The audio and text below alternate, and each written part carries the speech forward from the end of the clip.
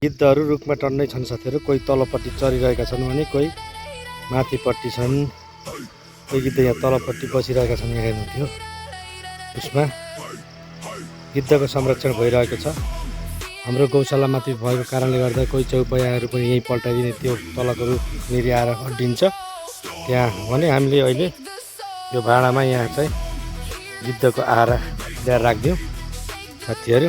गिद्धको संरक्षण भइरहेको छ। कहिले काहीँमा आउन पाउँदैन, त्यही भएर यस्तो नभएको पारिपट्टि छ गिद्ध अनि यतातिर छन् गिद्धहरू। अनि यहाँनिर रुखमा बसेको छ यो गिद्ध पुरै खिचेर सम्भव भएन साथीहरू। त्यही भएर मैले नजिक जाने अनि गिद्धहरू उड्छन् अनि राम्रोसँग खिच्न नपाउने कारणले म नजिक नगएको। गिद्धहरू खाने ठाउँ भनेको यहीँनिर हो। यहाँनिर पनि गिद्ध छ, बसिरहेछ गिद्ध। यो गिद्ध चाहिँ यो रुखको फेदमा माथिबाट पल्टेका जीवजन्तुहरू यहाँ आउँछन् पल्टाइदिएको। अनि त्यसपछि गिद्धको आहारा पुग्छ भने हामीले यहाँ फेरि साङ्लो लाएर यस्तरी साङ्लोले बाँधेर यो बाटो चाहिँ हामीले यहाँ राखिदिइरहेका छौँ।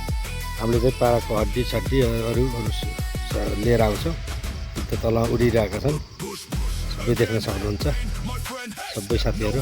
गिद्ध संरक्षण गरौँ, लोप उन्मुख गिद्धलाई सबै संरक्षण गर्नुपर्छ।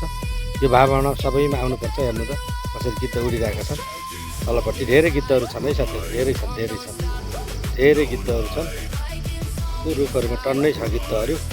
म नजिक गएर देखाउन नसकेको कारण गिद्ध उडिहाल्छ, त्यही भएर अलिकति क्याप्चर गर्न गाह्रो हुन्छ। अहिले यहाँबाट गरेको छु। तल रुखहरूमा हेर्नुहोस् टन्नै गिद्धहरू छ।